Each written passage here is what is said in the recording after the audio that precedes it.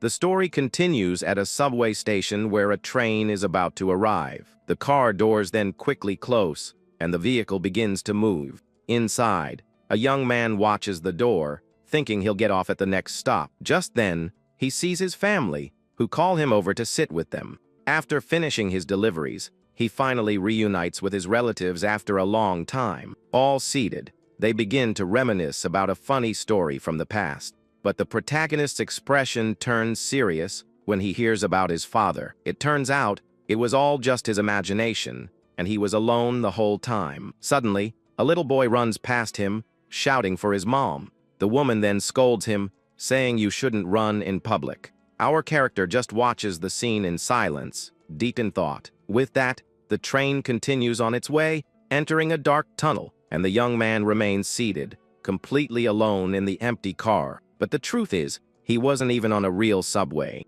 He was just imagining what it would be like to ride one from the comfort of his home. Then, the camera shows a skeleton sitting in the corner of his room, and the narrator tells us that this place isn't even a real home. The young man keeps a sad expression as he reflects on where he is. In reality, he's at the window of a completely abandoned building because the boy lives in a completely destroyed and desolate city. The old man used to tell him that 40 years ago, the world was different. It was a safe and peaceful place where people lived in harmony. Young people could walk the streets freely without a care in the world. But a terrible tragedy struck the entire world without any warning. From the sky, enormous and mysterious black pillars began to fall. These unknown objects fell like rain, destroying all the cities. People looked up at the sky in terror as the pillars descended. With that, their impact caused massive explosions all over the planet. The protagonist tenses up as he remembers this frightening story, and that's how the world ended up as just a ruined place. He always found the old man's stories very hard to believe, but the one that made the least sense to the young man was the one about the subway. He couldn't understand how so many people could be together in such a small space. To the boy, that would be like asking for trouble in this day and age. That's why he thinks this story of a peaceful world is a load of nonsense. The era of tranquility ended a long time ago, and it's not coming back. Even so, the young man still dreams of riding a subway one day. He imagines what it would be like to travel through a tunnel underground. But suddenly, the young man hears the sound of approaching footsteps. He immediately hides against the wall to see who's coming. From the rhythmic footsteps, he realizes that two soldiers are approaching, so he peeks through a crack and wonders what those men are doing there. The young man decides it's better not to cause trouble and just pass by them silently. But one of the soldiers stops suddenly and starts looking around very suspiciously. Right after, the soldier signals to his partner because he found the boy's trail. Seeing that he can no longer avoid the encounter, the young man realizes there's nothing he can do. When he finally reveals himself, one of the men shouts, startled, wanting to know who he is. The other soldier tells his friend to calm down and notices the young man's clothes. They see he's just a mailman, and the protagonist complains about their noise. One of the soldiers then asks his mission, and the young man says he's delivering a warning. Our character stares at the two men intently to analyze the situation. He notices there are only two left, so they must have been in a really bad fight. With that, the protagonist approaches them and asks if they're hungry. The soldier is very surprised by the offer and asks if he really has food. The boy gives a smile and asks what they have of value for a trade. Quickly, the man offers bandages, hygiene supplies, and even antibiotics. Next, the soldier asks the mailman what he would like in return for the food. The young man, without hesitating, replies that he wants the ammunition they're carrying. Completely shocked, the soldier doesn't understand the request and asks what he said. With a confident smile on his face, the young man repeats that he wants their ammunition. The soldier says the ammo is a specific caliber, and the young man says it's not for personal use. He explains that mailmen don't carry much weight, so the bullets are perfect for being light and valuable. The man suggests trading for antibiotics, but the protagonist insists he'll only accept the ammunition. But the other soldier refuses the deal, as they also need to conserve what they have. With a smile, the young man says that's fine and prepares to make a new proposal. He then offers all his food and water in exchange for just a single bullet. The young man confirms the offer, and the desperate soldier offers a lighter instead. The man says the lighter is new, but the boy questions the difficulty in giving up one bullet. At this moment, the protagonist falls silent and observes the two with great suspicion. He kneels in front of the soldiers, while thinking about a possibility. With a slight smile on his face, the young man begins to understand their whole situation. His eyes show that he has finally figured out the two men's secret. The young man then asks directly if they actually have any real ammunition. Angrily, the soldier points the weapon at him and threatens to show him if the magazine is empty. The mailman raises his hands and tells them to calm down, but the man tells him to be quiet. The masked soldier says they're not going back anyway and calls him useless. The young man then focuses on the part where the soldier said they would never go back. He realizes that the two are not survivors, but army deserters. With a provoking smile, the protagonist calls them worthless, foolish bandits. Furious, the masked soldier lunges to attack the young man, shouting in anger. The young man says that with that attitude, the soldier is just proving his point. He confirms his theory that they have no more bullets and lands a kick on the soldier. The blow is so strong that the man's mask shatters, and he's left breathless. Seeing this, the other deserter rushes to attack the protagonist from behind with a knife.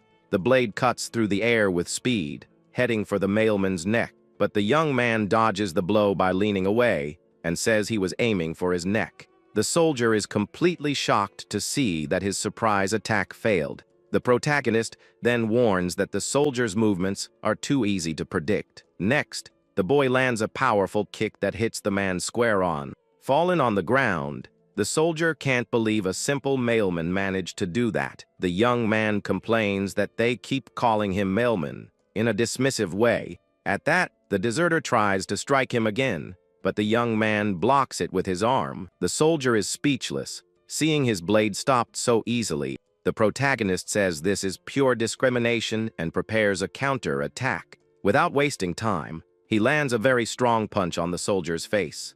The impact is so great that the man is thrown against a pillar and passes out. Lying on the ground, the soldier notices something on the boy's arm and is shocked. The torn sleeve reveals an officer's shield, and the man wonders how he got it.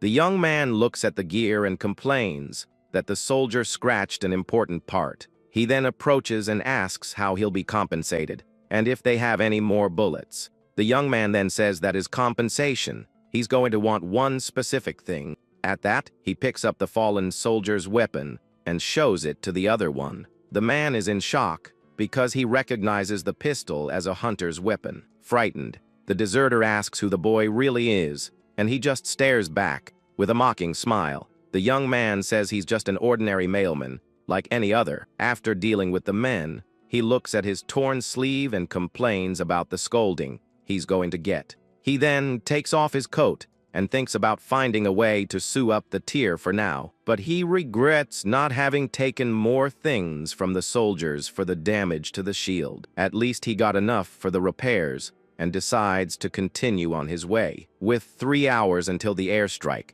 the young man walks through the destroyed city. As he approaches a large wall, a guard shouts for him to stop immediately. On top of the wall, 2 lookouts watch him, with one of them pointing a weapon in his direction. One of the guards wonders what a mailman is doing there, since they weren't expecting any deliveries. The protagonist then holds up the letter he's carrying to show the lookouts. The 2 men are surprised to see that he really did have a delivery to make.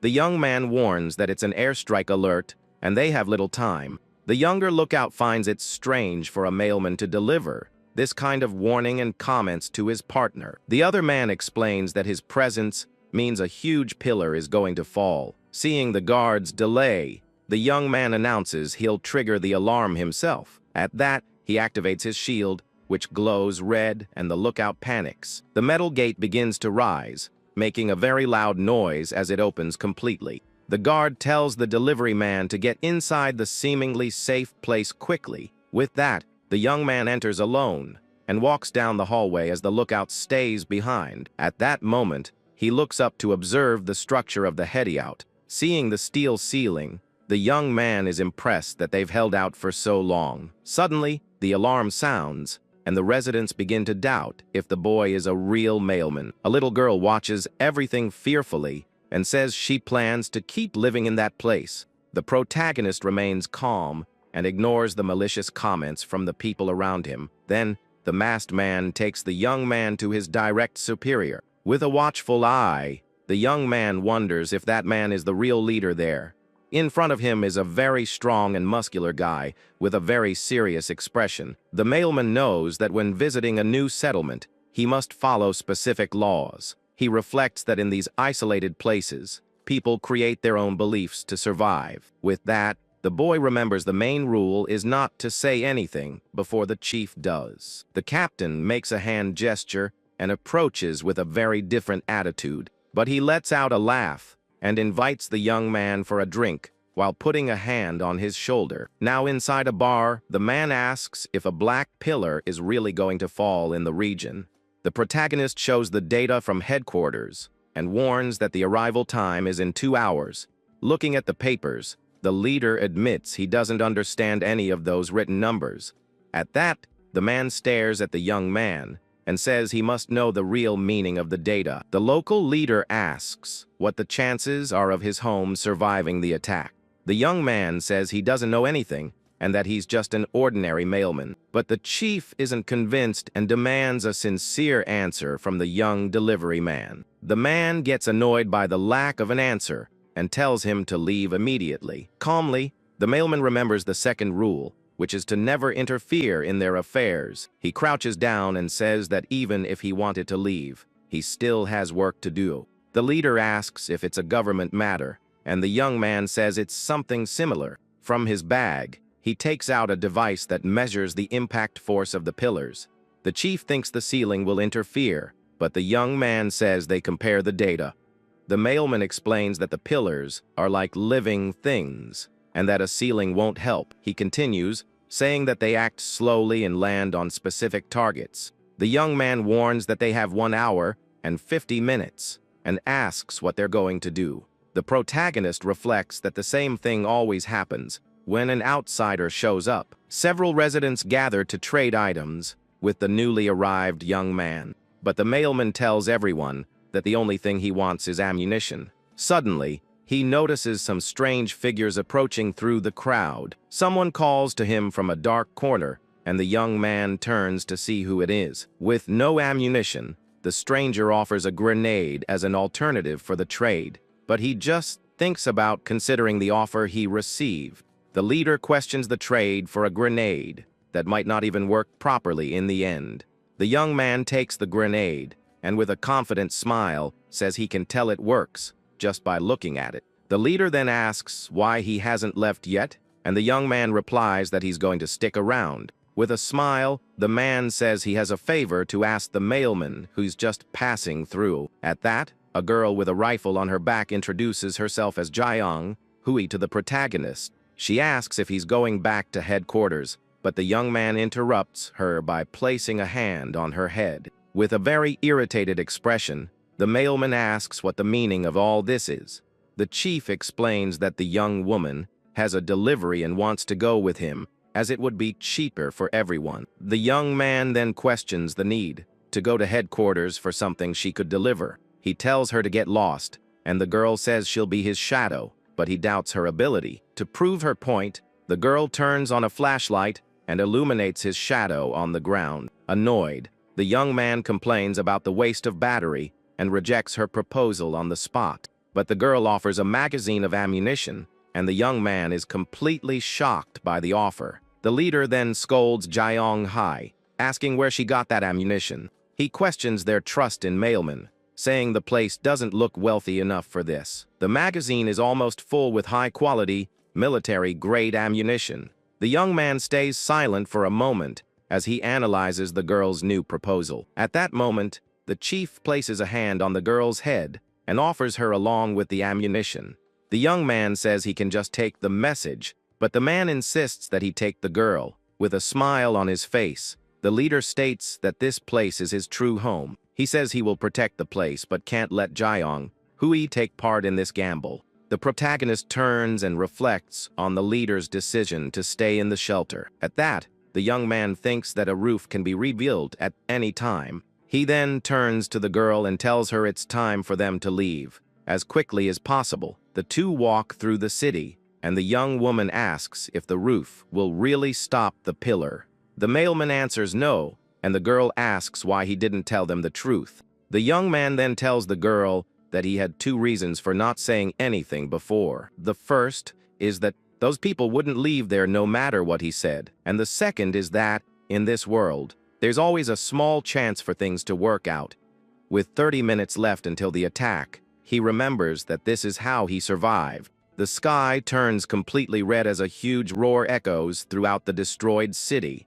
Just then, the drink in the glass trembles, and someone asks if the captain really isn't going to run from the danger. The shelter's leader remains seated at the counter and says that the roof will protect them all again. With that, the masked man offers a sip as the mood in the bar grows more and more tense. The big guy then asks if the mailman said anything else important before leaving. At that moment, he focuses on the ceiling and thinks that a structure like that can always be rebuilt. As the protagonist walks, the narrator explains that the hero believes in rebuilding things. Holding his glass, the leader keeps the true meaning of his mysterious words to himself. The conversation continues, and the masked man asks if there's still anything to eat in that isolated place. With a slight smile, the captain remembers he still had some beef jerky saved for her. The scene cuts to little Jaeyoung Hui eagerly chewing on a piece of food. Sitting on the floor, the girl offers some to the young deliveryman and comments on his magic bag. He just politely refuses as he adjusts his jacket and gets ready to continue the journey with her. Analyzing the ammo clip, the hero notices it should have 30 bullets, but one is missing. Then, the young man reflects that the gang's leader wouldn't have taken a round without a good reason. Suddenly, the girl thanks him for keeping his promise, and the protagonist is very confused. She reveals she was afraid of being abandoned, but now fully trusts her new companion.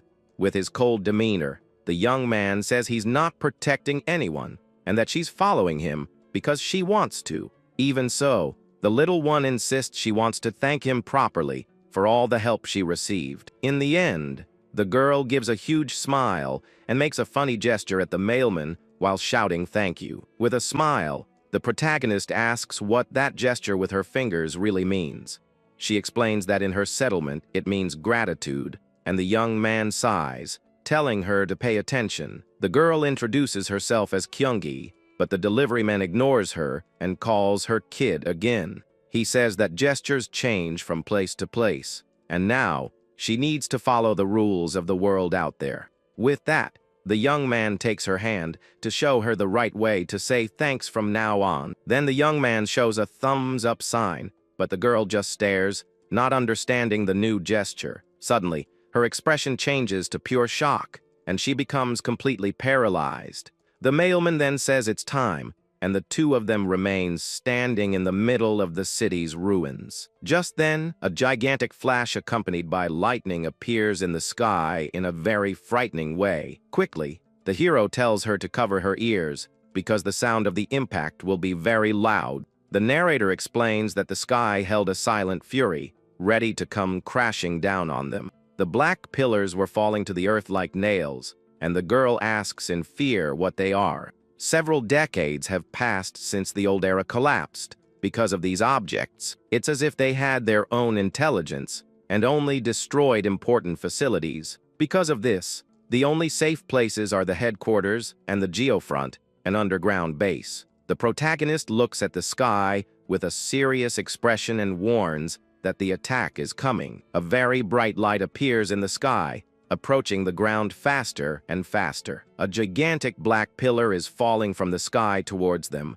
at an incredibly high speed. Looking at the horizon, you can see several other objects falling all over the city. An explosion of light and breeze occurs when one of the pillars hits the ground near the two of them. The narrator explains that the child's settlement was very unlucky with that air strike. Facing a gigantic pillar, he comments that not every attack drops something so massive. Then the protagonist reveals that his objective was to recover the measuring device, which is now lost. But with debris scattered all over the ground, recovering the equipment is out of the question. With that, his work there is done, so he tells the girl they are going to the headquarters. Suddenly, the young man notices she's fallen behind and asks what she's doing just standing there. Without answering, the girl just puts on a gas mask to protect herself from the dust and smoke. He then calls for her to leave, and the girl silently agrees, starting to follow the hero.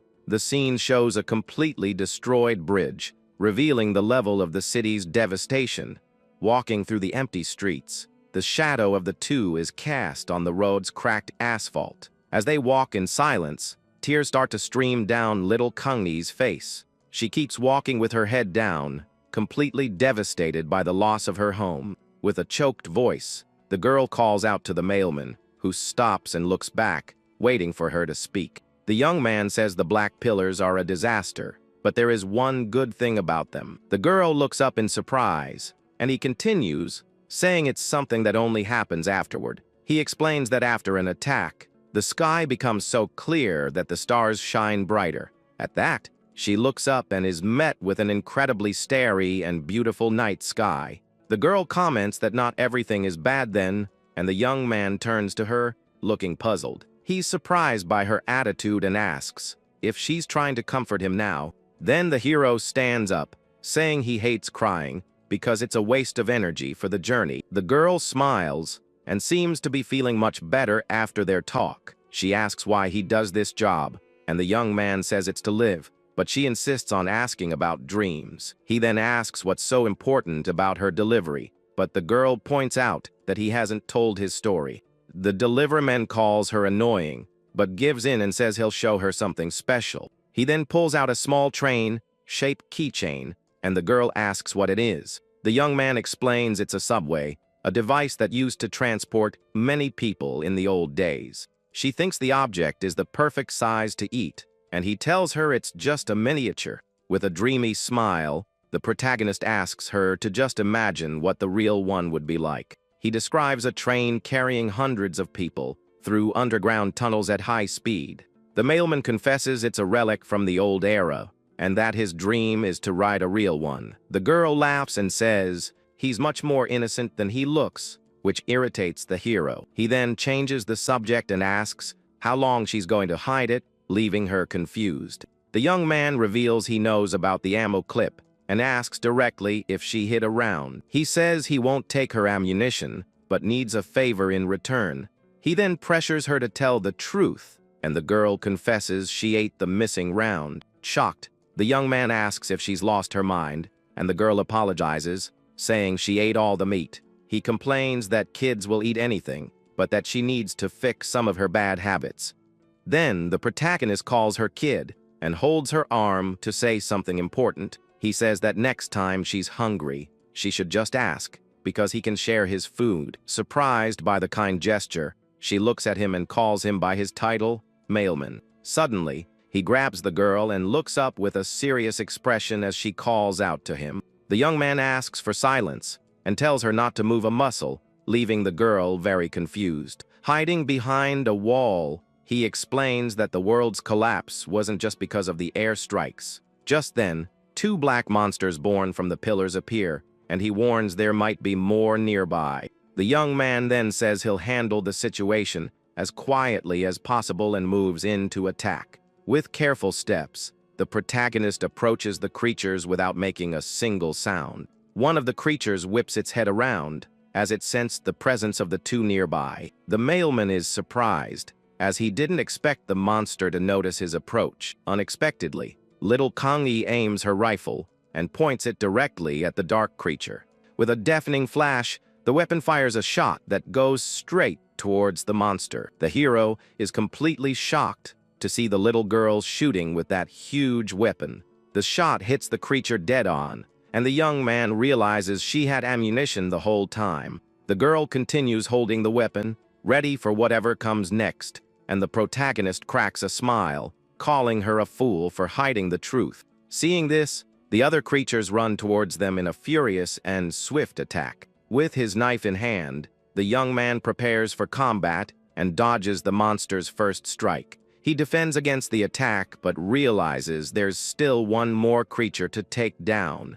At that moment, the last monster comes face to face with the girl, who is completely defenseless. The creature raises its arm with sharp claws, preparing to strike the little one. In an agile move, the mailman leaps over the monster to attack it from above. In the last second, the protagonist is shocked to realize something has gone very wrong in the fight. The creature hits the girl squarely, knocking her to the ground with a vicious and very fast strike. The impact of the attack throws the girl far, and she lands hard on the street's rough asphalt. On the ground with her hands injured, the young man despairs and shouts the child's name. He holds her and scolds her for not staying put, but the girl says he only had a knife. The young man asks why she hid the ammunition, and she explains the captain taught her how to survive. Even though she's hurt, she says he's amazing for fighting with a knife, but he tells her not to say anything else. Suddenly, the young man's eyes begin to glow with an intense and very mysterious blue hue. With a determined expression, he extends his hand over the girl's wound to try and help. The screen shows that her chance of survival is now only 0.9%. The young man thinks that even with medicine, her chances are slim, and the gunshot will attract enemies. Frustrated, he curses out loud and wonders what a stupid number like that really matters anyway. With a resigned look, little Kongi says she already knows there's no hope for her. She says it's impossible to escape her fate, but asks for one last favor from her new friend. With trembling hands, the girl hands him a stained letter, saying he can register it. The mailman is surprised when the girl asks if he can accept her mail. The envelope then reveals the sender is Connie Park herself, from a distant province. The recipient is in Seoul, but the young man realizes the true destination isn't that place. The little girl begs him to make the delivery, as it's something worth risking his life for. At that moment, the young man looks at the buildings and realizes other groups have already arrived, drawn by the noise. Looking closely at the young man, the girl asks if he still has that special item he got in a trade at the last settlement. With her face dirtied from the fight, the little one smiles and asks him to consider that object as the advance payment for delivering the letter. Meanwhile, the dark creatures slowly approach from the surroundings, and the mood becomes even heavier for the two survivors. Lying on the ground, the child calls out to the deliveryman one last time while trying to gather her remaining strength for her final plan. At that moment, 4 black monsters watch the scene from above with glowing eyes, and they seem ravenously hungry. Holding a grenade tightly, the girl says she'll distract the enemies and asks the protagonist to promise he'll complete the delivery mission. Raising her arm with great difficulty, she prepares to use the explosive device while the young man watches, unable to react. Silence falls over the dark alley, and the little one begs the young man to leave as quickly as possible to save himself. With a very serious look, she says she's counting on him to get that important mail to the right destination. Showing one last grateful smile, the girl thanks him for everything and says goodbye to her only protector in that cruel, destroyed world. The hero is completely paralyzed seeing the determination in the eyes of that child who decided to sacrifice herself to save his life. Slowly, the pin of the explosive is pulled, and the metallic sound echoes like a dark warning that the end of the line has come for her. Seeing the intense glow, the beasts leap towards the center of the light, thinking they've finally found easy prey. A deafening flash illuminates all the city's ruins as the explosion goes off, eliminating everything that was nearby at that moment. Only ashes and a few scattered flames remain in the place where a desperate battle for the two friends' survival once took place. Suddenly, one of the monsters survives the blast and faces the protagonist with a single red eye, glowing with pure hatred. Without showing any mercy, the deliveryman finishes off the creature against the asphalt with immense force and pent-up rage. Collecting a glowing sphere from the enemy's remains, the young man comments that he finally found an opponent that had a valuable core. Standing alone among the debris, The young man looks at the desolate horizon while securing the letter that has now become his top priority. Looking at the moon, the mailman reflects that sleep won't come easily for a long time after witnessing everything that happened there. The story takes us to the new government complex, a gigantic place full of technology. We see a huge black structure in the center of the courtyard, which appears to be the base's main building. Inside, the protagonist emerges from an elevator with a serious expression, his hair covering his eyes. Suddenly, a smiling man appears and calls him by name, revealing he is Jungkook. The superior, called Director Bae, notices the young man's gloom, but jokes about him being the best of the month. He then reminds him of a special meeting that will happen soon and asks him to go. The young man says he's very tired today, but the director insists that he attend the meeting. With little choice, the protagonist just agrees and heads to the presentation venue. In the meeting room, the director begins his explanation to all the mail carriers present. Meanwhile, the young hero observes everything in silence with a very thoughtful expression. The image of little Kangmi comes to his mind, and he remembers her face in the darkness. He recalls their conversation about how the meaning of gestures changes between settlements, and of how the girl sacrificed herself using the grenade so he could escape with the letter. With a heavy heart, he raises his hand and says he has a question for the director. The superior authorizes the question, and a colleague asks about using vehicles for the mission. She explains that the delivery's weight will be significant, and it would be hard to carry everything on foot. The director says the information is still internal, but that he will reveal the plan to the team. He then points to a map and shows the planned route for the new delivery mission. With a smile, the superior reveals that the mission will be possible because they will use the subway. The protagonist is in shock, as his biggest dream was to ride one of those trains. The director reveals that the subway is being rebuilt, and the protagonist is utterly shocked. With wide eyes, the young man can hardly believe the news he has just heard. The superior explains that the ultimate goal is to transport hundreds of military supplies through the area. He continues, saying that before the full reconstruction, some preliminary work is necessary. Just then, a man in a suit appears and announces that only mail carriers with excellent records can participate. The officer in glasses reveals that the mission is a pre-selection process for a recruitment. The protagonist then realizes he's never seen that man before and wonders which department he's from. The director then asks those interested in the mission to move to the next room. With a smile on his face, the young man thinks that maybe his dream of seeing a subway will come true. Looking at the keychain, he gets excited about the chance to finally see a train up close.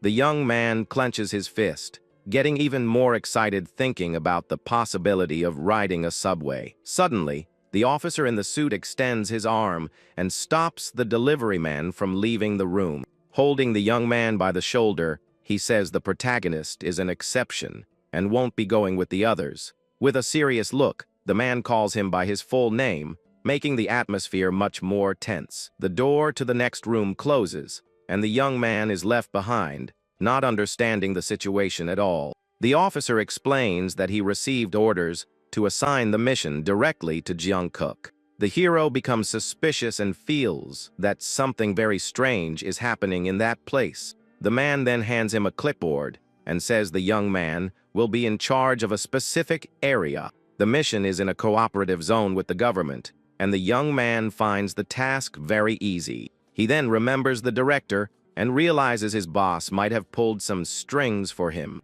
The young man thinks his boss put him on a safe mission to protect him and asks if he can start now, but the officer takes the clipboard back and says he'll give that job to someone else, leaving the young man confused. The deliverman questions why he explained all of that if it wasn't for him, and the man says it was orders. The officer confirms he was ordered to convince him, but the final decision on who goes is his. Annoyed, the protagonist realizes the man in the suit isn't going to give him the mission and thinks it's all a joke. The man in glasses comments that he investigated the mailman's past and found his record to be very clean. He shows the file and says the problem is that the record is too clean, as if he didn't exist before. With that, the officer begins to speculate that such a hidden identity can only mean two things. Either the young man has great power, or he has very strong connections, and the man hates those who use connections. The young man gets angry and asks if that's a direct accusation against him, but the officer denies it.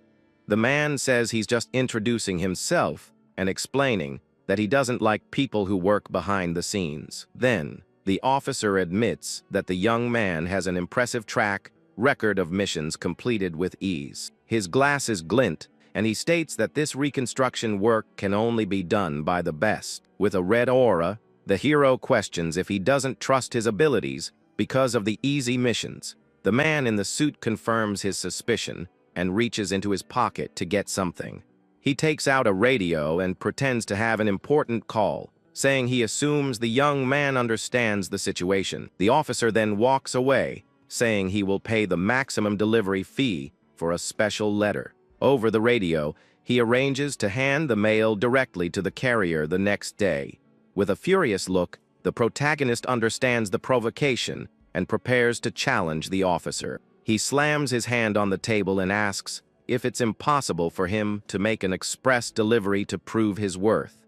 In the director's office, he explains that he just wants to make the delivery with confidence, and his boss warns him about the dangers. The superior finds the request strange and comments that it's the first time the young mailman has asked for something like this directly. With a confident smile, the young man says he's trying to get closer, and the director tells him not to get taken out. Determined, the hero thinks he'll show his skills to that officer and get closer to the subway. Suddenly, the memory of little Kyung-hee and his failure to save her comes rushing back to his mind. The image of her face haunts him, and he recalls the girl's last words before her sacrifice. The protagonist then wakes up in his bed in a cold sweat, apparently not having had a good night's sleep. Sitting on the bed, he reflects that, as expected, that painful memory would still bother him for a while. The next day, the deliveryman meets the officer in glasses and greets him in a very blunt and direct way. He points to the red letter in the man's hand and asks if that is the item for the express delivery. The man in the suit asks to be left alone, but the young man retorts that he's busy too. Then, the young man reveals that his business is delivering his letter, leaving the officer in glasses shocked. The man says he checked the deliveryman's name, but the hero explains he's just a last-minute substitute. He then hands over an authorization document and taunts the officer about following the procedures he loves so much. With a smirk, he asks if finishing the delivery before the two-day deadline would make him skillful. The man in glasses remains silent, holding the paper, not knowing exactly what to say to the mailman. He then questions the young man's real reason for doing all this, and if it's a matter of pride. The protagonist simply replies that he doesn't know what he means, and that this is just his job. Impatiently, the young man holds out his hand and tells the officer to give him the letter so he can start the mission. As he walks away, the deliveryman hears the man in the suit call his name and stops to listen to what he has to say. The officer says that if he finishes the delivery in 2 days and returns unharmed, he will acknowledge him. But he adjusts his glasses and gives up on the idea, asking only that they meet again alive. The young man then leaves for the mission, and the sender of the letter is the officer himself, named Yongan. Holding the envelope, the protagonist finds the sender's name unusual, but focuses on something else. He is shocked to see that the stationery is all decorated with rabbits and carrots. Looking back, the mailman wonders if the man in the suit really wrote that. The young man finds the whole situation bizarre and can hardly imagine it actually happening. He then places the cute letter next to Kangi's mail and the core he obtained. The memory of the monster that led the pack returns, and he recalls that the creature had a core. The hero remembers that this valuable item was only obtained because of the girl's sacrifice. Holding the glowing sphere, he becomes thoughtful about what to do with that object. With that, the young man decides he needs to stop somewhere before continuing with the delivery. The narrator explains that the sky held a silent fury that fell upon the world. From the black pillars that struck the earth, darkness emerged and spread everywhere. The demons spread like flames, and amidst the desperation, the sky offered one last gift. This gift was the core, which could be either a spark of salvation or a new curse. The protagonist reflects that he has no idea what that item really means. He then enters a place and thinks that he finally has a rare core in his hands. But the problem is that he can't see the value of cores and wonders if it's useless. Suddenly, an old woman says that it's obviously a bad core and asks why he wants to have it appraised. The deliveryman says he brought the item just in case, but the old man questions where a simple mailman would get something so valuable. The hero then states that he will pay the appraisal fee properly and asks the man to examine the sphere once and for all. Annoyed, the appraiser compares the object to something of terrible quality and tells the young man to leave without even looking at the piece. At that moment, the young man reflects that he has been dealing with this professional for years, yet the man no longer seems to recognize his presence. Regrettably, the narrator explains that at 70 years old, dementia had struck the elderly man, erasing his long-term memories. With a knowing look, the protagonist decides to use an old tactic and starts talking about the appraiser's supposed daughter. Suddenly, the old man's interest is piqued, and he asks with concern if something happened to his dear girl. The young man then lies, saying he delivered a piece of mail to the young woman and asks if the man has already forgotten this important favor. Flashing a gentle smile, the deliveryman makes up that the delivery was a success and that the daughter sent her special thanks to him. Moved by the news, the old man grumbles about it being something silly, but his expression reveals that he was very touched by the message. Overcome with emotion, the man decides that today's appraisal will be free and extends his hand to take the mysterious core from the table. Despite the offer, the hero offers some ammunition as payment, as he would feel guilty accepting a service for free. While observing the man, the young man confesses to himself that he never actually met his contact's so-called daughter. In reality, the old man doesn't even have an hair, but because of his illness, he started making up stories about a family that doesn't exist. By tricking the appraiser with this lie, the mailman secures his services and believes the situation ends up being good for both of them. After analyzing the object, the specialist returns with a bad verdict, saying the piece is the purest piece of junk he's ever seen. With a serious look, the veteran warns the young man not to even dream of using the item, as its failure rate is as high as 99%. Observing the sphere's glow, the protagonist thinks that cores are dangerous and must be handled with extreme care. The narrator explains that if someone manages to overcome the chances of failure, the object finally reveals its true and powerful form. There are various types of these energy sources that serve to replace electricity or connect communications in this destroyed world. The narrator explains that the most valuable type is the ability core, which grants special powers, but most have a 95% failure rate, and the young man gets frustrated with his bad luck. As he is leaving, a mysterious voice calls out to him, and he stops in his tracks without turning around. The young man grumbles to himself that he really didn't want to run into that person there. Just then, a woman questions if he used the story of the non-existent daughter to trick the old man again. She introduces herself as Dr. Mayong and, with a cigarette in hand, asks him to stop bothering her patient. The deliveryman defends himself, saying he paid for the appraisal and takes nothing for free, leaving the doctor confused. The doctor retorts that the issue is about humanity and further accuses him of being an opportunist. But the young man reminds her that she's always asking for free favors, and he agrees the situation is similar. He recalls that to get the mission from the annoying officer, he asked Director Bay for help with the documents. However, the job had already been assigned to another mailman, so he needed a plan B. So, he forged a stomach-ache note for his colleague and ended up taking the mission for himself. The doctor complains that he just sent a note and asks him to visit the clinic in person sometime. The young man thinks that's exactly why he avoids face-to-face meetings, because she is very persistent. She then says he now owes her a favor, and the protagonist agrees with a reluctant nod. With a piercing gaze and her red eyes glowing, She seems quite satisfied with the deal. The doctor then demands that from now on, he treat her according to her status and not as an equal. She says she doesn't know what he was like as a hunter, but now he is just a simple deliveryman. The scene cuts to a red alert, light flashing intensely in a dark and gloomy hallway. In this world, there are those who survive by using cores with low success rates, defying the odds. Core users are part of an elite group called Hunters, who carry out secret missions. With his eyes glowing, the protagonist reveals that he is also one of the survivors who used a core and lived. The scene cuts to an aerial view of the headquarters, a gigantic and highly technological base. A recorded announcement wishes the mailman a safe return and informs him that the mission deadline is 48 hours. Failure to return in that time will result in being presumed gone, and his assets will be confiscated by the state.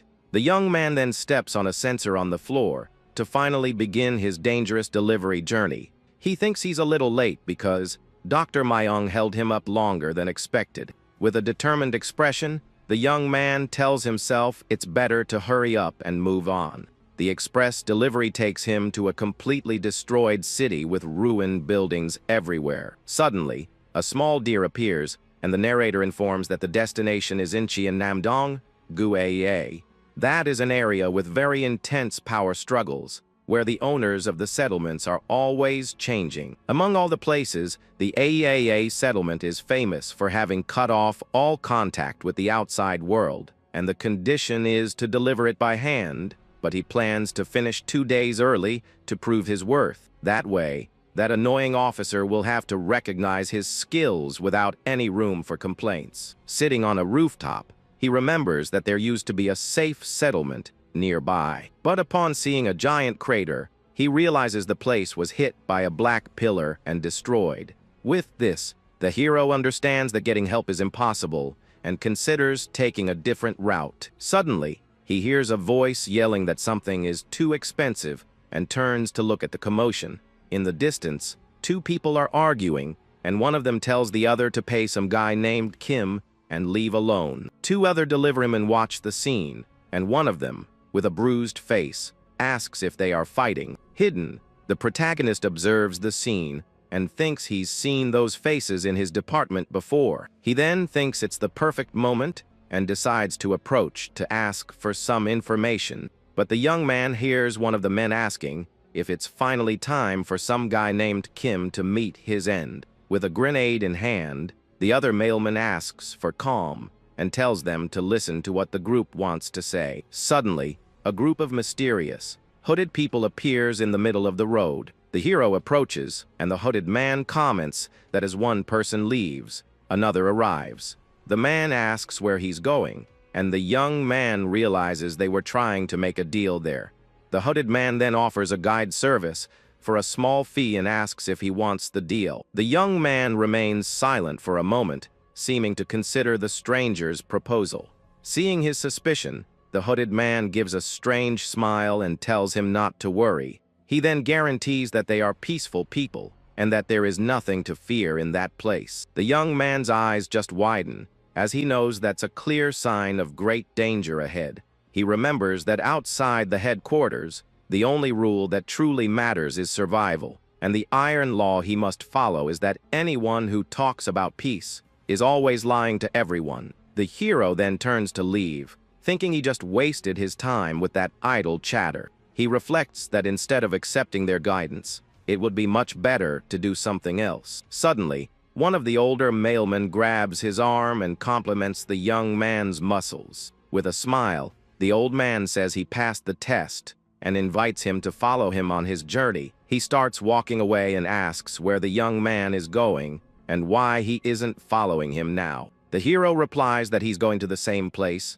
and the old man is shocked, asking how he knows the destination. The old man shouts that he's going to Bukian, but the protagonist reveals his destination is somewhere else. At that, the old man changes his mind and says he's also going to Incheon, leaving the young man very confused.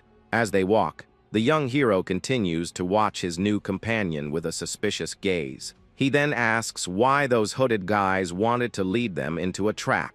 The older mailman explains that they are from a nearby settlement, but that it was all a lie. The young man agrees but wonders how the old man figured out the sham and questions him about it. With a smile, the old man shouts that he used physio.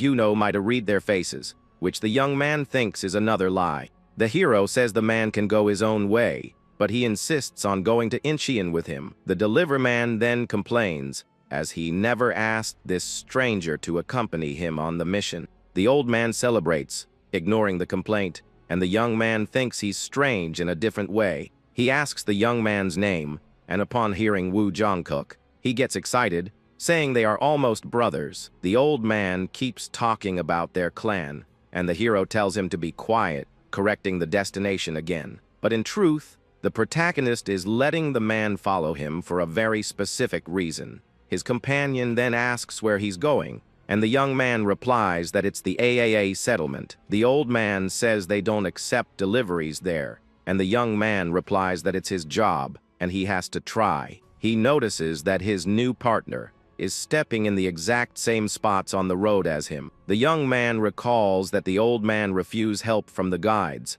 and decided to go through the dangerous area alone. He wonders if the old man saved him from the thugs, or if he needed company to survive. As the sun sets, the old man suggests they rest for 2 hours in an abandoned building. As soon as he lies down, the old man is out cold, and the protagonist watches him, unsure if he's sleeping or faking. He notices the old man's hand stays on his bag the whole time and suspects he's hiding a weapon there. The hero then decides he will sleep for 30 minutes and then keep watch for the rest of the night. With that, the young man sits leaning against the wall and closes his eyes to rest a bit in the shelter. Suddenly, his eye snaps open as he senses a strange presence approaching. In the blink of an eye, the deliveryman draws his weapon, ready for anything in that place. At that moment, the old man also points a pistol at him, and the two face each other in the dark. With a smile, the old man compliments the young man's good instincts and seems very impressed. The young man retorts that anyone with bad hearing would have been long gone in this world.